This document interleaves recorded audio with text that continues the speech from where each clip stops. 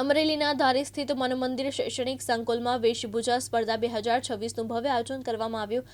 સ્પર્ધામાં બાલ મંદિરથી લઈને ધોરણ 10 સુધીના વિદ્યાર્થીઓએ ઉત્સાહપૂર્વક ભાગ લઈ પોતાની સર્જનાત્મકતા અને અભિનય કૌશલ્ય રજૂ કર્યું।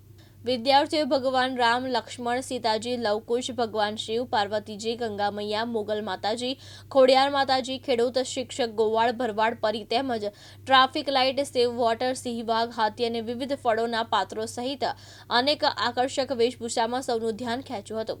કાર્યક્રમને સફળ બનાવવા માટે શાળાના શિક્ષકગણ અને સ્ટાફે જહેમત ઉઠાવી હતી। ખાસ કરીને સ્નેહાબેન મોરવાડી અને સુજલબેન માલણિયાએ આયોજન અને સંચાલનમાં મહત્વપૂર્ણ ભૂમિકા ભજવી હતી। સંસ્થાના આચાર્ય પ્રિયંકાબેન વ્યાસના માર્ગદર્શન હેઠળ કાર્યક્રમ સફળતાપૂર્વક યોજાયો હતો। મારું નામ વસોયાની છે। હું મનમંદિર શાળામાં અભ્યાસ કરું છું અને આજે અમારી શાળામાં વેશભૂષાનો કાર્યક્રમ હતો। એમાં બહુ જ મજા આવી અને મારો પ્રથમ નંબર આવ્યો છે। ઓકે, મારું નામ ભુવન પર્વત છે। હું શ્રી મનમંદિર શૈક્ષણિક સંકુલમાં અભ્યાસ કરું છું। શનિવારના રોજ અમારી શાળામાં વેશભૂષાનો કાર્યક્રમ હતો, તેમાં અમે ભોળાનાથનું પાત્ર કર્યું હતું, તો મારો પહેલો નંબર આવેલ છે અને અમે દર વર્ષે જ આવું કરીએ છીએ અને મને આ શાળામાં અભ્યાસ કરવાની ખૂબ જ આનંદ આવે છે। મારું નામ વસોયા પ્રિયાંશી છે। હું મનમંદિર શૈક્ષણિક સંકુલમાં અભ્યાસ કરું છું। અમારી શાળામાં વેશભૂષાનો કાર્યક્રમ રાખવામાં આવ્યો હતો, તેમાં મારો પહેલો નંબર આવ્યો છે।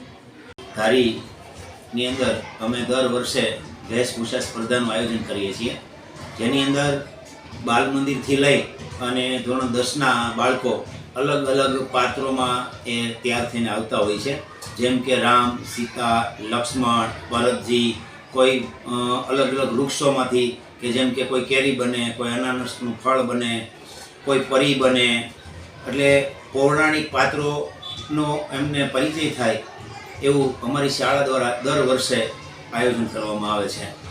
સાહેબ, આજે કેટલા બાળકોને ઇનામ આપવામાં આવ્યા? આજે અંદાજે 70 થી 80 બાળકો જેમનો નંબર આવ્યો એમને ઇનામ આપવામાં આવ્યા છે અને કુલ 150 બાળકોએ ભાગ લીધો છે। પ્રતાપવાળા, દિવ્યાંગ ન્યૂઝ, ધારી, અમરેલી।